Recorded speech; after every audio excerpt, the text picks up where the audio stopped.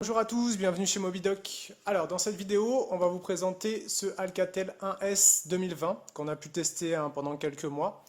On l'a eu en prêt parce que donc, le Asus Zenfone 7 est parti en réparation. Comme le Asus Zenfone 7 est parti en réparation, on nous a prêté donc ce téléphone-là. Donc d'Alcatel, c'est vrai qu'on n'en a pas eu beaucoup. Le dernier qu'on a eu, c'était le U5, le A3, donc vraiment des anciens modèles. Là, on est sur un téléphone qui de base coûtait 100 euros à l'achat. Maintenant, bon, il a baissé, mais on peut l'avoir dans les 80 euros hein, vraiment facilement. C'est un téléphone d'entrée de gamme, hein, bien sûr. Donc, on va regarder un petit peu tout ça ensemble. Donc, premièrement, on va déjà s'occuper de la prise en main. Donc là, on a des petits bords qui sont légèrement arrondis. Donc, la prise en main est pas du tout mauvaise. Au niveau taille de l'écran, donc il est assez imposant, mais bon, ça va, c'est pas très très gros si on compare par rapport à un View 5 ou vraiment à des téléphones plus massifs. On est donc sur du 6,2 pouces en taille d'écran, avec quand même, voilà, on peut voir, hein, il y a une bonne bordure en bas et le petit appareil photo hein, qui est placé en haut. Donc on va faire un petit peu le tour du téléphone. Donc là sur le côté, on a le bouton marche arrêt. Ici donc on a le bouton pour le volume. En haut, on a la prise jack. Sur ce côté-là, donc, on a le tiroir pour insérer carte SIM, carte mémoire. Et donc là, on a le fameux bouton assistant Google. Le bouton vraiment qui sert à rien. Enfin, je connais personne qui utilise vraiment ce bouton-là. On ne sait pas pourquoi ils mettent un bouton comme ça, mais bon, il est là. Et un chargeur. Alors là, c'est du micro USB, donc pas du USB-C. Hein. On est encore sur du micro USB pour un téléphone 2020, même s'il est à moins de 100 euros. C'est quand même un petit peu limite, hein, ils auraient quand même pu faire un effort là-dessus. Mais bon, au dos du téléphone, donc on a le lecteur d'empreinte qui est placé derrière, donc lecteur d'empreinte, et on a triple capteur photo, le flash. Et la coque en plastique. Donc là, hein, vraiment la coque c'est du gros low cost, hein. Il y a plein de traces de doigts, vraiment c'est du plastique pas cher. Ils auraient pu faire un effort au niveau de la couleur, mettre peut-être de la couleur bleue, rouge vif, hein, voilà, essayer de faire un effort au niveau de la couleur. Mais là on est vraiment sur du plastique quoi. Voilà, donc là on a fini hein, pour le design et pour la prise en main. On va tout de suite passer aux performances hein, du téléphone.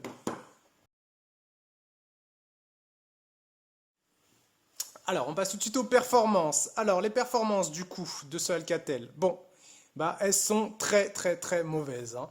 On est donc sur un Helios P22 1,8 GHz, 3 Go de RAM. Le téléphone est extrêmement lent. Voilà, si on veut appuyer sur les photos, vous voyez, hop, ça y est, j'ai réussi à avoir l'appareil photo. Pour un peu tout, c'est comme ça, hein, on appuie pour voir une recette. Bon, bah voilà, on attend.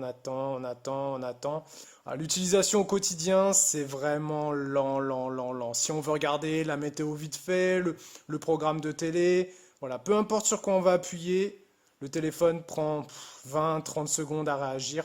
Et ça, c'est très frustrant. Nous, on est passé au début, j'avais un téléphone qui était un petit peu plus haut de gamme, donc du coup j'avais un téléphone qui était rapide, vu qu'on a testé avant le Pixel 5, le Zenfone 7, donc voilà.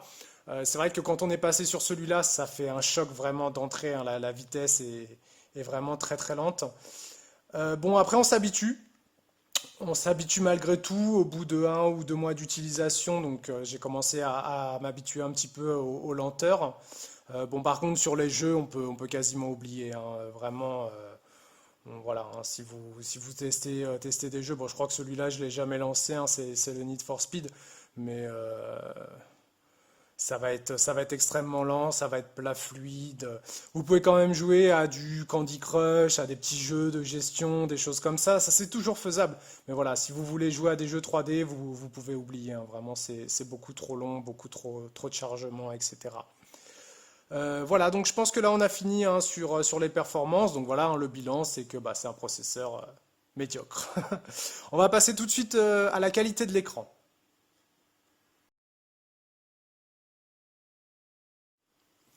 Alors, en ce qui concerne l'écran, donc là on est sur du LCD, hein, bien sûr, on n'est pas sur de l'OLED, un téléphone à moins de 100 euros. Un LCD, 6,2 pouces, résolution 1520 par 720.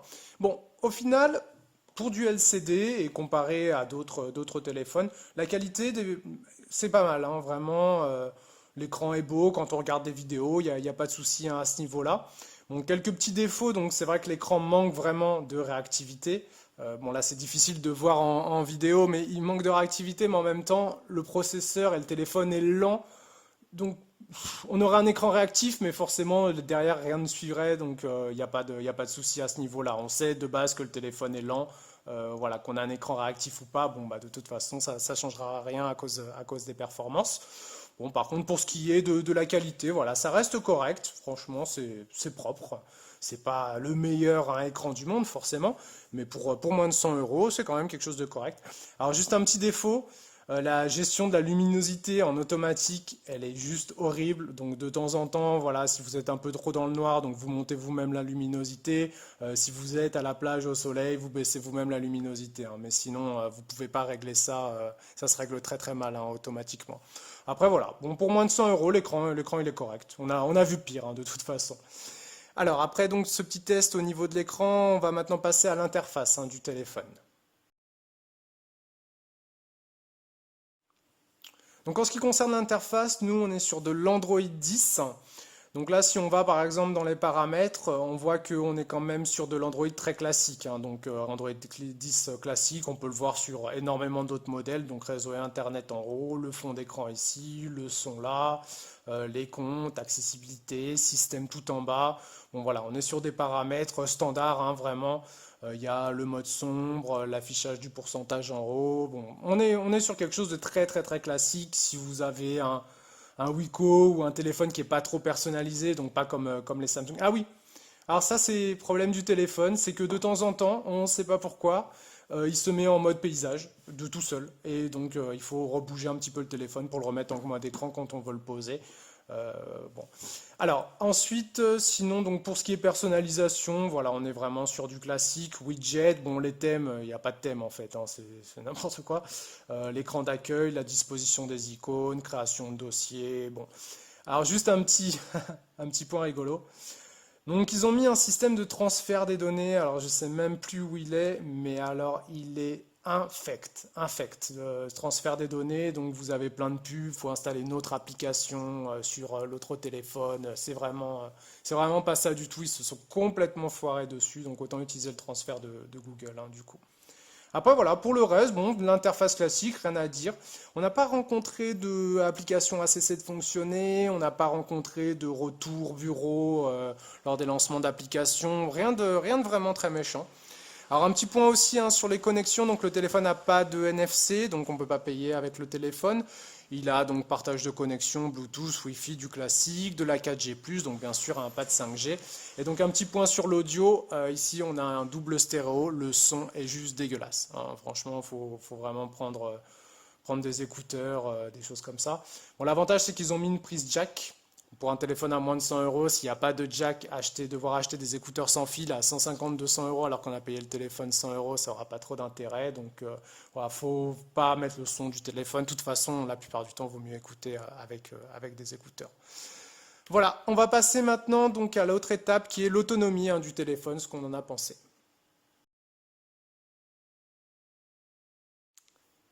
Alors, en ce qui concerne donc l'autonomie, alors moi j'ai vu USB-C, j'ai fait mais bon, au final, on est sur une batterie donc de 4000 mAh. C'est du classique correct. Au final, la batterie, c'est pas du 5000 comme on peut voir des fois sur des téléphones d'entrée de gamme qui misent vraiment entièrement hein, tout sur leur autonomie. Là, c'était quand même très correct hein, la batterie parce qu'elle tient 2 jours assez facilement. Après voilà, c'est le téléphone, on va pas jouer, on va pas l'utiliser non plus toute la journée parce que bon, c'est des téléphones qui deviennent assez frustrants en utilisation. Donc forcément, l'écran consomme rien, le processeur consomme rien. Bon, bah voilà, on est sur un téléphone, au final, la batterie, elle peut tenir assez longtemps grâce à tout ça. Donc du coup, on a une batterie qui tient 2 jours, pas beaucoup plus, mais voilà. Au niveau charge, comme c'est que du 4000 entre guillemets, bon bah au final la charge en 2 heures, 2 heures et demie se charge complètement. Donc en gros, moi sur l'utilisation, je le tenais 2 jours, le téléphone. Donc là il est à 25%, c'est la deuxième journée. Je le branche 1 heure et demie et hop, je repars à peu près pour 2 jours, hein. On est sur du quelque chose comme ça. Bon voilà, c'est vraiment très très propre, hein. Il n'y a pas trop de soucis. On va voir si dans les menus, normalement vous avez un menu qui batterie. Voilà, donc c'est bon, j'ai réussi à vous retrouver la batterie. Donc du coup, c'était dans gestionnaire intelligent et dans batterie ici. Donc là, vous voyez, 25%, il me dit qu'il me reste encore 11h10 d'utilisation. Donc voilà, si on multiplie par 4, donc on est à 2 jours à peu près d'utilisation avec aucune économie. Bien sûr, écran allumé, donc utilisation constante. Donc voilà.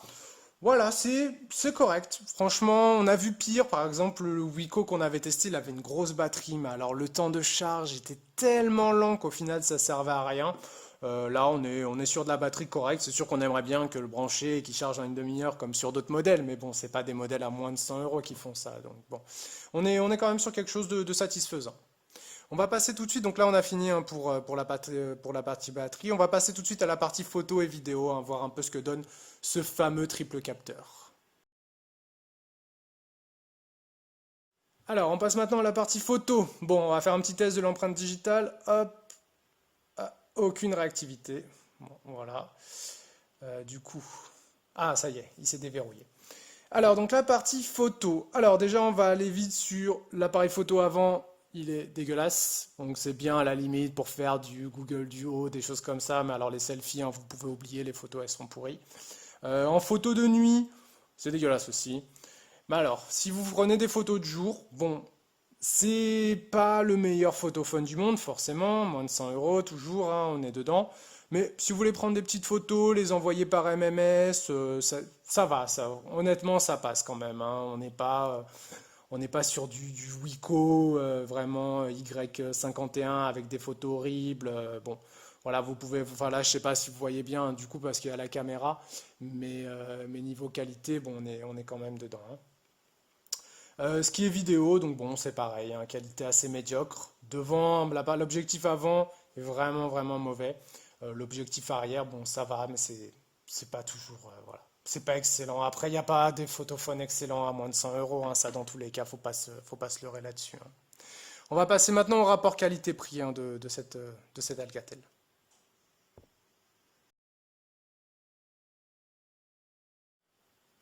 Alors, le rapport qualité-prix. Donc, au final, ça reste quand même un téléphone à moins de 100 euros, donc c'est sûr qu'on n'attend pas à des miracles. En téléphone de dépannage, c'était correct, vraiment, il y avait rien à dire. Si vous voulez voilà, renouveler un téléphone qui a déjà 5 ans, ou sur des téléphones vraiment d'entrée de gamme qui fonctionnent plus, qui sont tombés en panne, qui sont cassés, que vous voulez pas remettre des tonnes d'argent dans un téléphone, celui-là, il est correct pour l'utilisation au quotidien. Forcément, on ne fait pas des gros jeux 3D, forcément, on va pas prendre des photos de photographes professionnels pour mettre sur Instagram, sur des choses comme ça. Mais si vous voulez pas mettre trop cher dans un téléphone et que vous avez une utilisation modérée de votre téléphone, franchement, il est compétitif, quoi. Il n'y a pas vraiment de souci. Donc le rapport qualité-prix reste quand même très correct, même si voilà, il y a quelques détails, la grosse bordure en bas qui sert à rien parce que bon, bah, il y a même pas le prise jack en bas, elle est en haut, donc on sait même pas pourquoi ils ont mis une grosse bordure. Le côté plastique, voilà, qu'ils essayent même pas de déguiser un petit peu en haut de gamme. Donc voilà, on va passer du coup directement à la vie finale du téléphone. Au final, le téléphone, il est pas mauvais, il aurait pu être meilleur, parce qu'en plus, les entrées de gamme comme ça, c'est quand même très concurrentiel. Donc il y a des petits détails que pour nous, faut pas négliger. Vraiment, le plus gros point noir du téléphone pour nous, ça a été les performances. Parce que peu importe l'utilisation qu'on a du téléphone, quand il met 30 secondes, 1 minute à réagir à tout ce qu'on fait, bon, on s'y habitue forcément, mais c'est quand même vraiment, vraiment chiant. Sinon, dans l'ensemble, voilà, on est sur un produit correct, mais voilà, pour une clientèle vraiment d'entrée de gamme, comme on l'a déjà dit. Ils ont pas trop fait d'efforts dessus. Le problème d'Alcatel, c'est que c'est pas une marque non plus comme Samsung, comme Xiaomi, qui ont vraiment, on va dire, une clientèle à eux. Alcatel, moi, honnêtement, je ne pars pas dessus, à part voilà, si on le propose. Je sais que je l'ai vu à SFR à 1 € en renouvellement de téléphone. Donc oui, voilà, dans ces cas-là, pourquoi pas. Mais c'est vrai qu'ils auraient dû faire quand même un petit peu plus d'efforts sur la connectique en bas, vraiment quelques petits efforts sur des petits détails comme ça, tout en gardant un prix à moins de 100 euros. Je pense que ça aurait pu être vraiment un téléphone très très bien. Là, on reste un peu sur notre fin.